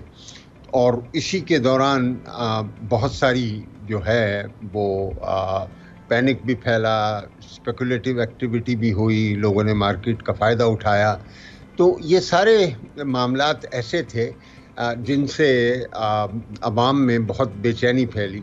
तो अगर हम इस महदूद पैराई के अंदर ये देखें कि हम कहाँ खड़े हैं, तो वो जो जुलाई का एक भूचाल है वो तो अल्हम्दुलिल्लाह पूरा हो गया। लोगों ने इसी दौरान के अंदर ये भी बात फैलाई हुई थी कि जनाब हम खुदा न खास्ता कोई डिफ़ॉल्ट करने वाले हैं। मेरी नज़र में तो ये कभी भी ख़तरा नहीं था, लेकिन ये कि कुछ ना कुछ हमसे ख़ताएँ हुई जिसके सबब इस चीज़ का हमें सामना करना पड़ा। और जो पहला जुलाई का महीना है उसके अंदर जो ट्रेड का डेटा हमारे सामने आया उसने बता दिया कि हम अब सही रास्ते पे चल निकले हैं। हमारी इंपोर्ट्स जो तकरीबन $8 बिलियन माहाना हो गई थी वो आहिस्ता आहिस्ता अब कम हो रही हैं। $7 बिलियन से कम होकर तकरीबन 4.5 के करीब जो हैं वो आई। इसके अलावा IMF ने भी जो है एक अपना बयान दे दिया जिसमें बता दिया कि जो तमाम शराइत हैं पाकिस्तान ने मुकम्मल कर ली हैं। तो ये तमाम चीज़ें अच्छी जमा हुई और फिर अभी भी सियासत के अंदर जो है बड़ी बेचैनी है, लेकिन फिर भी वो हालात नहीं हैं जो जुलाई में थे। और जुलाई में उन हालात ने जो माशी सेंटिमेंट्स हैं उनको बुरी तरीके से मुतासिर किया। तो आज हम बिल्कुल उसके मुकाबले में सुकून से, लेकिन इकोनॉमी को चैलेंजेस हैं उनका सामना करना पड़ेगा, लेकिन वो कल या परसों हल होने वाले नहीं हैं। अच्छा सर, एक मैं छोटी सी बात से ऐड करना चाह रहा हूँ। मुझे ये जरूर बताइएगा, आपने अभी जिक्र कर रहे थे कुछ कोताहियां थी, कुछ कमियां थी, इसको पूरा करने की और कोशिश की जा रही थी। सर जुलाई के महीने का हम जिक्र करते हैं या अगर फर्ज करें पिछली हुकूमत का जिक्र करते हैं, ये अचानक क्या हुआ? सारे अवाम ये जानना चाहते हैं कि अचानक क्या हुआ कि हमारी इकोनॉमी में इतना ज्यादा ये प्रॉब्लम आ गया कि डॉलर अचानक इतना ऊपर चला गया, अचानक ये सब कुछ हो गया। ये गलतियां हुई कहाँ हैं ऐसी कि हमारी इकोनॉमी को बाकायदा डिफॉल्ट के हवाले से जो है ये कहना शुरू कर दिया गया कि ये डिफॉल्ट हो सकता है पाकिस्तान। तो ये जो हमारी गलतियां थी वो बेसिकली हुई क्या, ताकि हम ये समझ सकें कि ये जो पूरी प्रॉब्लम आई इतनी ज्यादा जिसका असर अवाम पर पड़ा, इसकी बुनियादी वजूहात क्या थी? देखिए कई वजूहात हैं। एक सबसे पहले जो है हम IMF के प्रोग्राम में पहले से मौजूद हैं और जब उन्होंने छठा जायज़ा मुकम्मल किया और फरवरी के अंदर अपनी छठी किस्त हमको शाया की तो हमने उनसे कुछ वादे किए थे। फ़ौरन उसके बरखिलाफ़ हमने जो पेट्रोलियम और इलेक्ट्रिसिटी की प्राइसेस हैं उनको मुंजमद कर दिया। और ये ऐसा मौका था जब रशियन वॉर यूक्रेन के साथ शुरू हो गई और वो प्राइसेस ऊपर की तरफ जा रही थी। अब ऐसी सूरत में आपके पास कहाँ गुंजाइश है कि आप इस चीज़ को पास ऑन ना करें। और फिर फौरनी जो है हुकूमत की तब्दीली हो गई। अब नई जो हुकूमत आई वो तज़ब्ज़ुब का शिकार रही, लेकिन IMF ने साहब कह दिया था कि जनाब अगर आप ये प्राइसेस जैसी हैं वो आगे नहीं पहुंचाएंगे तो हम अगला मामला नहीं करेंगे आपके साथ। और आपके रिजर्व्स भी कम हो रहे थे और प्रोग्राम करना बड़ा ज़रूरी था। तो पहला काम तो ये हुआ ना कि एकदम से प्राइसेस बहुत ज़्यादा बढ़ी। दूसरा ये हुआ कि जनाब जो इंटरनेशनल प्राइसेस वैसे ही ज़्यादा थी उसकी वजह से इंपोर्ट्स बहुत ज़्यादा हो गई। और आपके जब रिजर्व्स गिरने लगे, डॉक्टर साहब वही बड़ी बात है कि पिछले एग्जैक्ट इस तरह आप भी फरमा रहे हैं आपकी बात काटते हुए, लेकिन वो बड़ी बात कि डॉलर की कीमत में मुसलसल कमी आ रही है, हम देख रहे हैं ऑब्वियसली, और सरप्राइजिंगली हम तो खुद हैरान है कि ऐसा कैसे हो गया। लेकिन साथ साथ जो सख्त फैसले लिए जा रहे हैं जिस तरह आप भी जिक्र कर रहे हैं उसका, अब इसका असर अवाम पर तो डायरेक्टली पड़ता है सर, इनडायरेक्टली तो नहीं कहूंगे, अब तो डायरेक्टली ही पड़ रहा है। तो what do you think is the biggest impact? नहीं, प्राइसेस देखिए सबसे बड़ा इम्पैक्ट तो लोगों के लिए पिछले यानी अगर इस पूरे साल के अंदर देखें तो वो कीमतें ही रही हैं और उनकी आमदनियां तो नहीं बढ़ी हैं। और जो लोग तनख्वाहदार तबका है उसके पास तो ये नहीं होता कि वो अपने एम्प्लॉयर से कह दे कि आज से मेरी कीमत जो है वो वेज रेट बढ़ गया है। आपका धोबी आन के कह देगा, आपका दूध वाला आन के कह देगा, आपका कोई भी कि जनाब मेरी तो कीमत बढ़ गई है, ये मिलेगी। तो उन लोगों के ऊपर बहुत सख्त तकलीफ जो है वो है।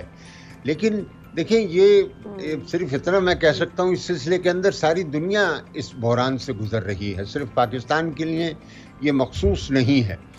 और अब हम निस्बतन बेहतरी की तरफ आ गए। ये देखिए जो जुलाई में चीज़ें हुई हैं वो पलट भी आई हैं और बहुत जल्द उसका असर हमारे सामने आएगा। आज आप ही की मैं टिकट्स में देख रहा हूँ कि बहुत अच्छी कमी हुई है ब्रेंट क्रूड ऑयल के अंदर। तो अब जो नया राउंड आएगा इंशाअल्लाह ताला मुझे पूरा यकीन है कि उसमें यकीनन बेहतरी होगी। और इस वक्त तो ये चले कह दिया कि जी ये पुरानी कीमतों पर आए हुए स्टॉक्स हैं जिनको हम प्राइस कर रहे हैं, लेकिन आने वाले दिनों के अंदर जो है ये कीमतें कम होंगी। सर कीमतें भी कम होंगी, लेकिन 10% एक्सपोर्ट ना करने वालों पर इजाफी टैक्स, ये एक और सवाल आता है जहन में। इस पर आप क्या कहेंगे? आप इसके हक में हैं या इसका आपके नज़र में क्या और जो है वो अल्टरनेटिव हो सकता था? मैं आपसे ये अर्ज करूं कि देखें यानी एक्सपोर्ट्स पे तो किसी किस्म का टैक्स नहीं होता, और ये कहना कि जनाब उनको अगर वो 10, मेरे ख्याल में मैंने अभी वो बयान नहीं पढ़ा है, वो दरअसल कुछ ना कुछ इंसेंटिव जो होता है एक्सपोर्टर्स को इस बात पर मुनहसर होता है कि उनकी एक्सपोर्ट्स में कितना इजाफा हो रहा है। तो जो अगर 10% एक्सपोर्ट ही बढ़ाएगा वो, तो उसे वो इनाम नहीं मिलेगा, यानी कि वो जो इंसेंटिव है वो उसको नहीं दिया जाए, जो कि मतलब यानी कि पॉलिसी का हिस्सा होगा। बिल्कुल सही, यानी कि बैरूनी कर्जों की भी अगर हम बात करें तो उस पर भी सूद में भी इजाफा हो रहा है। सर इस पर भी जरूर कमेंट कीजिएगा प्लीज, ये कितना अलार्मिंग है इस वक्त खासतौर पर इन मौजूदा हालात में। देखिए हमारे पास जो फॉरेन लोन्स हैं वो बहुत सबसे कम कीमत के लोन्स हैं, क्योंकि ज़्यादातर ये जो लोन्स हैं वो IMF, world bank, Asian development bank और इस तरह के दीगर मल्टीलैटरल इदारों से लिए हुए हैं, या फिर बायलैटरल हैं। बायलैटरल की भी जो हैं वो 30-35 साल के कम लोन्स होते हैं, बहुत कम कीमत के होते हैं। फिर अभी कोविड के दिनों में बायलैटरल्स वगैरह जो हैं, पेरिस क्लब वगैरह, उन सब ने कुछ रिलीफ भी हमको दिया है। तो मैं नहीं समझता कि यानी अगर हम इंटरनेशनल मार्केट में जाएंगे अपने नए सुकूक और बॉन्ड्स के लिए, तो यकीनन आपको जो है शायद ज़्यादा इंटरेस्ट का सामना करना पड़े, लेकिन इसके अलावा इसका कोई असर हम पे नहीं है। और देखें असल चीज़ हमारे लिए जो है ना वो मकामी कर्जे भी ज़्यादा मकामी हैं और ज़्यादा खर्चा भी जो है मकामी पर होता है। और अब आपको मालूम है जब 15% के ऊपर आपका अगर पॉलिसी रेट है, तो मतलब यानी जो आम आदमी है उसको तो मिल ही नहीं रहा होगा, और मिल भी रहा होगा तो बाज़ लोग कहते हैं कि जनाब वो 25 से 30% के ऊपर मिल रहा होगा, जो बिल्कुल मतलब प्रोहिबिटिव किस्म का रेट है। बिल्कुल सही कह रहे हैं sir. Thank you so much, आपके वक्त का बहुत शुक्रिया, आपके तजुर्बे का बहुत शुक्रिया, आप आए और आपने हमारी रहनुमाई फरमाई। साबिक सेक्रेटरी फाइनेंस डॉक्टर वक़ार मसूद साहब हमारे साथ मौजूद थे इस हवाले से कि जिस तरीके से जनाब इशारा दिया कि 10% एक्सपोर्ट ना करने वालों पर भी इजाफी टैक्स लगाया जाएगा डॉलर की सिचुएशन के हवाले से। Thank you so much doctor साहब, आपने हमें वक्त दिया। यहाँ पर प्रोग्राम में छोटा सा वक्फा लीजिएगा और वक्फे के बाद हमारे साथ भी रहिएगा, क्योंकि इंशाल्लाह प्रोग्राम में अभी और बहुत कुछ बाकी है।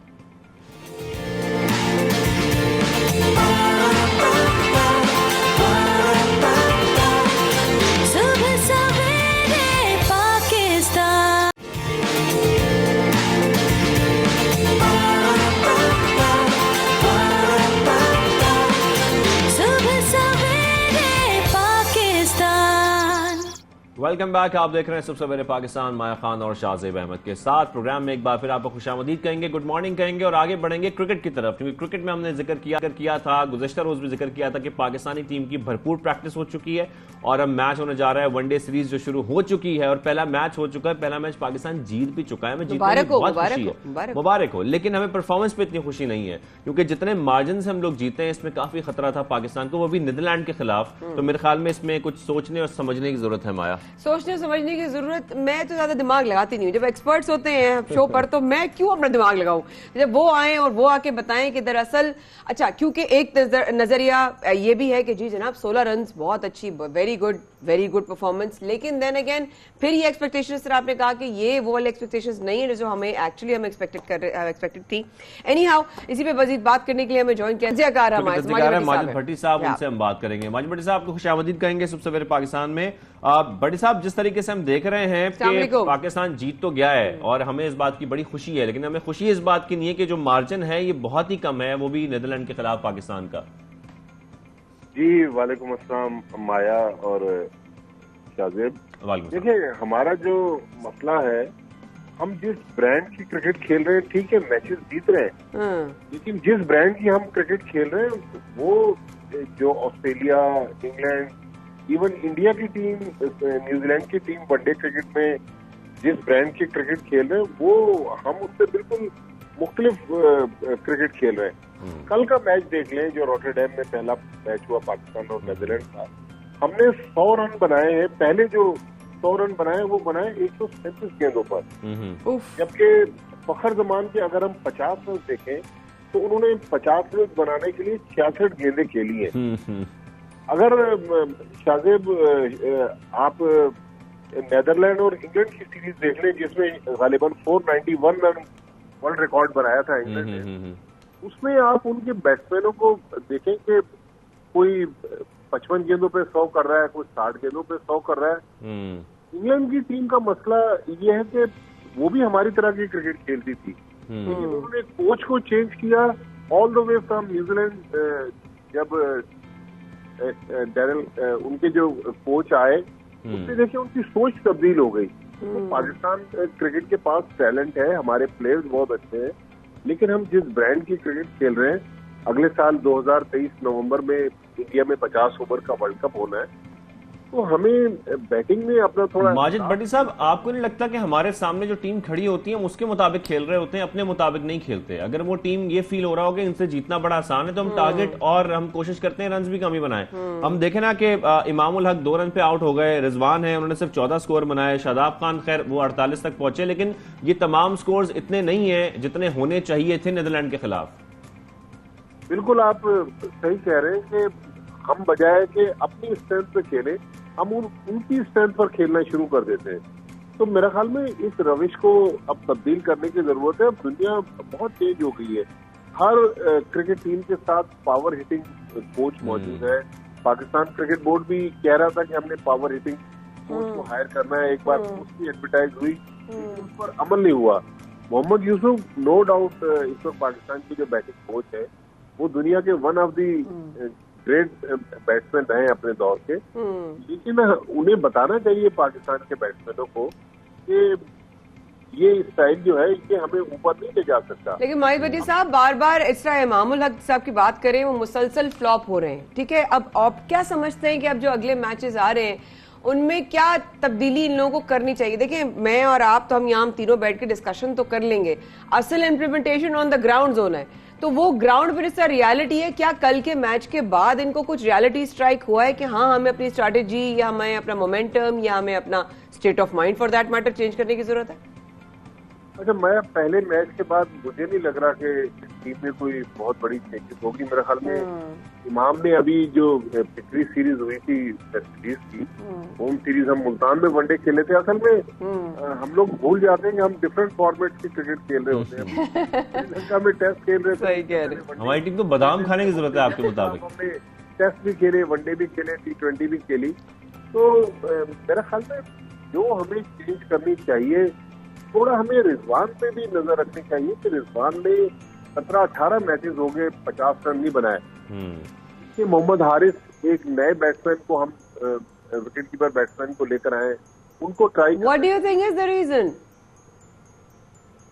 देखिए, फॉर्म में नहीं है। क्रिकेटर्स के कैरियर में ऐसे फेजेस आते हैं कि जब उनकी परफॉर्मेंस ऊपर नीचे होती है, लेकिन जिस तरह हमारी इस मीडिया इंडस्ट्री में भी है कि जब आप अंडर परफॉर्म करें तो आपको कोई ना कोई तो रिप्लेस करता है ना, तो सेम थ्योरी जो है। और माजिद भट्टी साहब, वैसे भी ये बात समझ आती है, जरूरी नहीं है कि आपके, हम ये अक्सर बात कर रहे होते हैं कि तमाम प्लेयर्स फॉर्म में हो, अक्सर ये होता है कोई एक फॉर्म में नहीं होता, या कोई एक दो प्लेयर्स ऐसी फॉर्म में होते हैं कि आपको बाकी प्लेयर्स पर कवर दे रहे होते हैं। लेकिन जब हम ये देख रहे होते हैं कि आपके मुसलसल किसी एक प्लेयर की परफॉर्मेंस अच्छी नहीं जा रही, या ओवरऑल आपकी स्ट्रेटेजी ठीक नहीं है क्रिकेट में, तो फिर तो प्रॉब्लम है ना सर, उसको ठीक करने की जरूरत है।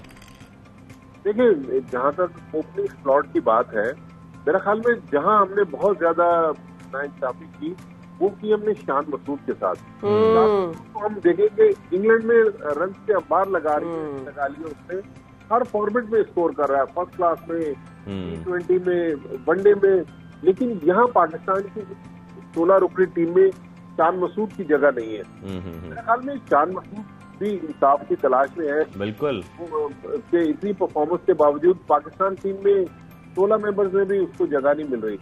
तो बाबर को अपने, ठीक है वो पाकिस्तान के कप्तान है, पाकिस्तान को जितवा भी रहे हैं, फ्रंट से लीड कर रहे हैं, परफॉर्मेंस भी दे रहे हैं, लेकिन सिलेक्शन का जो क्राइटेरिया है बिल्कुल उसमें गौर करना। आप कल देखें ना, सलमान अली आगा को हमने डेब्यू करवाया, मुझे सलमान अली सही कह रहे हैं, परफॉर्मेंस पर या उनकी सलाहियत पे कोई शक नहीं है।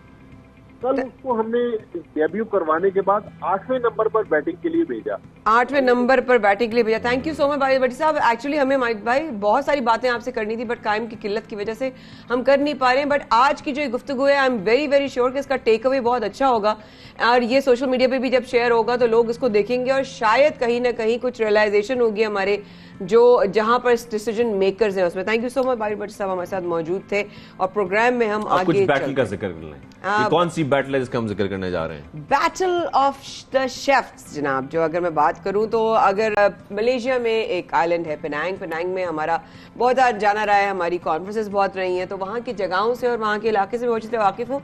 लेकिन मैं कई दफा मुझे ये एक्सप्लोर मैंने किया, ये डिस्कवर किया कि वहां पर एक बहुत बड़ा जनाब शेफ्स का कोई कॉम्पिटिशन हुआ। बिल्कुल बिल्कुल, इसमें हम भी एक मेडल लेकर आए भाई। बिल्कुल, और बताया जा रहा है कि जायका और डिसिप्लिन लिए Pakistan Institute of tourism and hotel management की टीम ने मलेशिया में होने वाले बैटल ऑफ शेफ्स 2022 में ब्रॉन्ज मेडल जीता है। सबसे पहले तो उनको कंग्रेचुलेशंस। और ये 5 रुकनी टीम थी जहां तक मेरे पास इंफॉर्मेशन है इसके मुताबिक, लेकिन हम उनसे ही जान लेते हैं और उनसे बात करने की कोशिश करते हैं जो गेस्ट इस वक्त हमारे स्टूडियोज में। शेफ आमिर हमारे साथ मौजूद हैं, शेफ बिस्मा गौहर हमारे साथ मौजूद हैं। अस्सलाम वालेकुम, कैसे हैं आप लोग? ठीक ठाक? वालेकुम सलाम, अल्हम्दुलिल्लाह खैरियत से? मैंने ठीक नाम लिया, गलत तो नहीं की? जी जी बिल्कुल सही लिया। Welcome and congratulations. Thank you so much. पूरी दुनिया के सामने भी हमने वैसे तो कर ही लिया था हम दोनों ने, लेकिन वैसे भी आपको भी मुबारक, पूरी टीम को मुबारक, और सारी एफर्ट्स को मुबारक। और आई जस्ट बिलीव के हम आर्टिस्ट हैं, हम जो एंकर्स या जो भी हमारा मीडिया से ताल्लुक है, हम कहते हैं थोड़ी सी अप्रिसिएशन भी मिलती है तो दिल खुश हो जाता है। और जब इंटरनेशनल प्लेटफॉर्म पर रिकॉग्नाइज किया जाए तो उसकी एक अपनी एक ऑब्वियसली इंपॉर्टेंस होती है।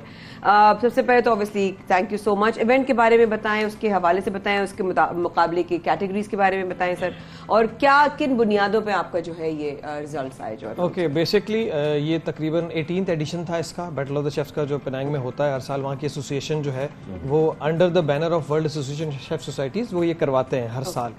तो हमने इस दफ़ा सोचा 4-5 महीने पहले कि हमने एक कुलिनरी टीम डेवलप करते हैं पिथम की। फिर हमने वो कुलिनरी टीम के ट्रायल्स वगैरह किए, टीम डेवलप की, फिर हम उनको शॉर्टलिस्ट करके जो सिलेक्ट हुए लोग उनको हम लेकर के रजिस्ट्रेशन करा के वहाँ पे मुख्तलिफ कैटेगरीज होती हैं, इंडिविजुअल कैटेगरीज भी होती हैं, टीम कैटेगरीज भी होती हैं, and it's true proper professional competition. उसमें कोई टेलीविजन का ताल्लुक नहीं होता या कोई भी इस तरीके की कोई चीज़ नहीं होती। वहाँ पे प्रोफेशनल शेफ्स होते हैं सारे, होटल से, रेस्टोरेंट से, दीगर मुल्कों से। वहाँ पे तकरीबन 5 से 6 मुल्कों के लोग थे, Korea, Indonesia, Japan, Thailand, Pakistan, और उनके अपने लोग भी थे मलेशिया के। तो डिफरेंट कैटेगरीज होती हैं, पेस्ट्री मेकिंग होती है, केक आर्ट होता है, स्टार्टर्स की अलग कैटेगरी होती है, मेन कोर्सेज की। तो हमने 5 राउंड्स में हमने रजिस्टर किया था। हमने 5 राउंड्स खेले थे, जिसमें हमने चिकन, बीफ और सी फूड को हमने टारगेट किया था इंडिविजुअल कैटेगरी में। तो उसमें एक राउंड हमारा जो था वो विदाउट एनी अचीवमेंट गया, बट बाकी जो 4 राउंड थे उसमें हमने 2 में ब्रॉन्ज मेडल और 2 में हमने डिप्लोमा सिक्योर किया। क्या बात है, जबरदस्त। और आपके साथ जो है उन्होंने भी गालिबन जो कमाल मुझे पहले बता दें, आपकी मेरे ख्याल में 5 अपनी टीम थी, उसमें कितने जो सारे मेंबर्स थे उनको जरा प्लीज मेंशन कर दें। हमारी टीम जो यहाँ से पूरी टीम गई थी 5 लोग थे, उसमें I was the coach and mentor. हमारे साथ हमारी मैनेजर थी शेफ मेरीन मुश्ताक, और 3 हमारे पार्टिसिपेंट्स थे, बिस्मा थी और सोनिया थी और उनके साथ निदा थी। ये 3 लोग थे। तो हम ज्यादा खवातीन थी इसका मतलब। जी बिल्कुल, और ये भी एक बड़े ही हमारे लिए एजाज की बात है कि बहुत अच्छी बात, सारी लड़कियां थी और माशाल्लाह उन्होंने फिर अचीव भी। बिल्कुल बिल्कुल। अच्छा सर, सबसे पहले हम ये जरूर यहाँ पर जानना चाह रहे हैं, दुनिया भर में देखते हैं कंपटीशंस ऐसे होते भी हैं, बाकायदा स्कूल्स भी हैं, इंस्टीट्यूट्स भी हैं शेफ्स को ट्रेन करने के लिए, उनको बाकायदा प्रोफेशनल तरबियत देने के लिए। पाकिस्तान में अब इसका रुझान बढ़ता जा रहा है, लेकिन अभी भी आप समझते हैं कि इतने स्कूल्स इंस्टीट्यूट्स मौजूद हैं कि वो बाकायदा प्रोफेशनल ट्रेनिंग दे सकें शेफ्स को? मैं आपकी इस बात से एग्री करता हूँ कि रुझान अब बढ़ने लगा है। ये 10-15 सालों से जब टेलीविजन पे मीडिया पे आना शुरू हुआ, but Pakistan Institute of Tourism Hotel management is working since 1967। ये इदारा कराची पाकिस्तान में वाहिद इदारा है, पाइनियर इदारा है जो काम कर रहा है 1967 से।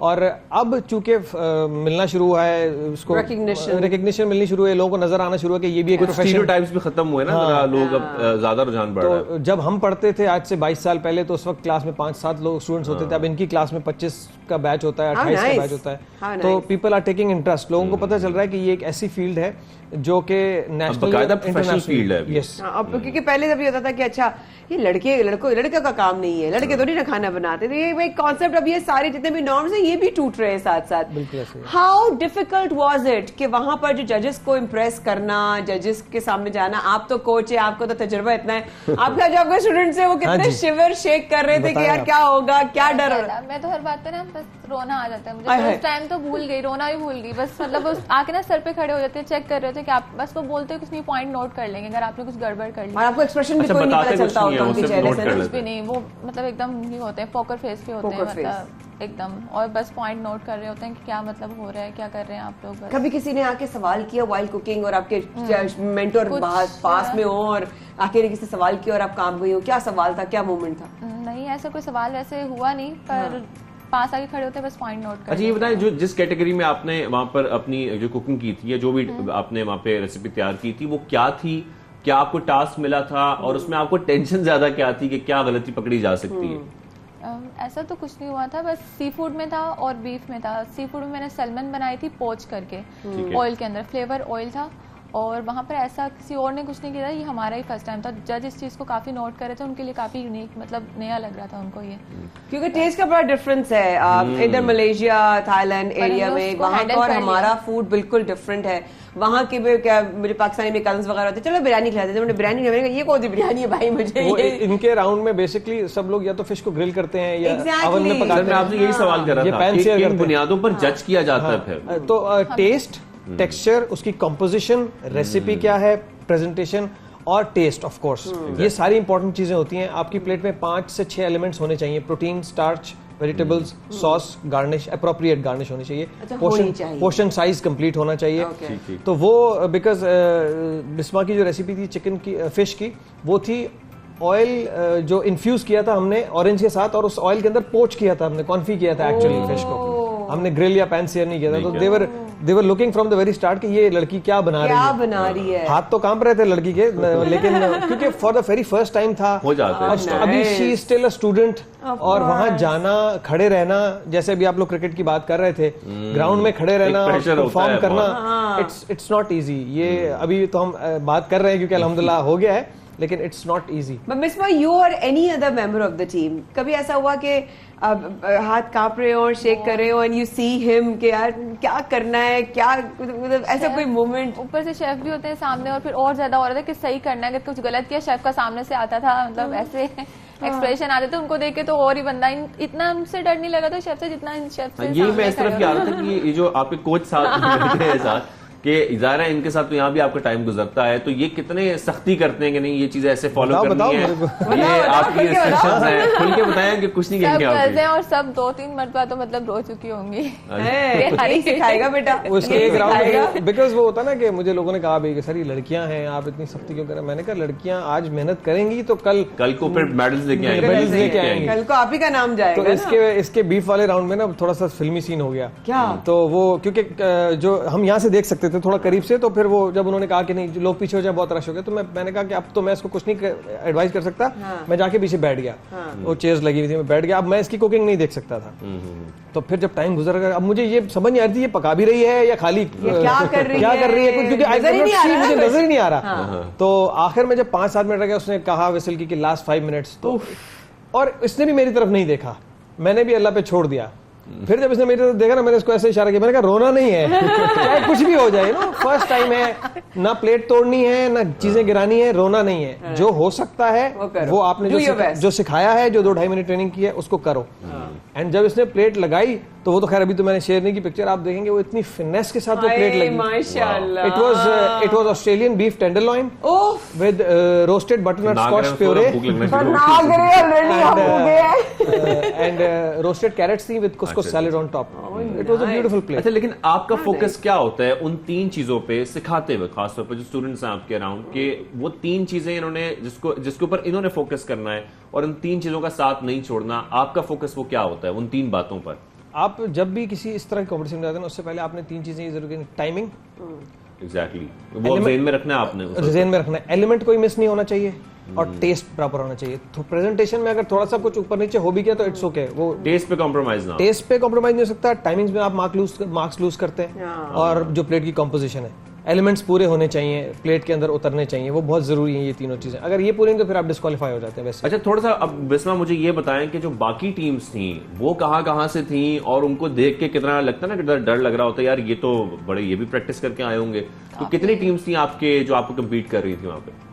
अच्छा, वहाँ पे सुबह से शुरू हो जाता है, नंबर्स अलॉट हुए होते हैं, उसमें हमारे कोरियंस भी थे, मुख्तलिफ स्लॉट्स, जापानीज, थाईलैंड, इंडोनेशियन सारे लोग थे।